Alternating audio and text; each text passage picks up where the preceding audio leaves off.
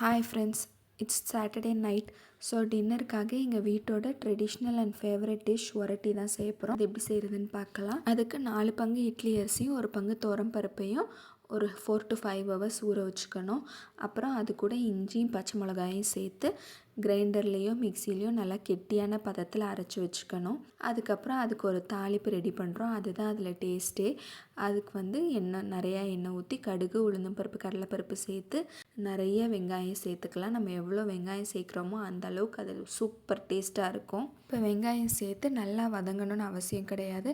கொஞ்சம் க்ரன்ச்சியாக இருக்கிற அளவு வதக்கிக்குவோம். அது கூடயே சைட் டிஷ்க்கு துவையலுக்கு இங்கே ரெடி பண்ணிகிட்ருக்கேன். ஒரு கடாயில் உளுந்தம்பருப்பு, வத்தல் சேர்த்து அது கூட புளியும் சேர்த்து தேங்காவோட உப்பு சேர்த்து அரைச்சிக்க வேண்டியதான். தேங்காய் துவையல் ரெடி ஆகிடும். ஸோ இதுக்கு நல்லா அடிகனமான பேனில் ஏற்கனவே வெங்காயம் வதக்கின பேனாக இருந்தால் இன்னும் ஒட்டாமல் சூப்பராக வரும்.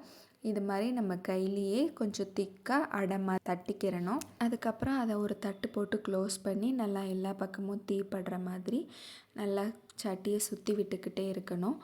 அப்போ எல்லாமே நல்லா முறுமுறுன்னு சூப்பராக வந்துடும். அது வேகிற நேரத்தில் துவையெல்லாம் அரைச்சி ரெடி பண்ணிட்டேன். இந்த மாவு கூட நம்ம முருங்கைக்கீரையும் சேர்த்து செஞ்சோன்னா இன்னும் ஹெல்த்தியாக டேஸ்டியாக இருக்கும். எனக்கு கிடைக்காதனால நான் இதை ப்ளைனாகவே செய்கிறேன். இதே சட்டியிலே நம்ம வெங்காயமும் போட்டு வதக்கிறனால எவ்வளோ சூப்பராக எடுக்க வருது பாருங்கள். எங்கள் வீட்டில் இது மாதிரி கிறிஸ்பியாக இருக்கிறத தனியாக பிரித்து எடுத்து துவையல் வச்சு சாப்பிடுவோம். ரொம்ப டேஸ்ட்டாக இருக்கும். நீங்களும் இதே மாதிரி ட்ரை பண்ணி பாருங்கள்.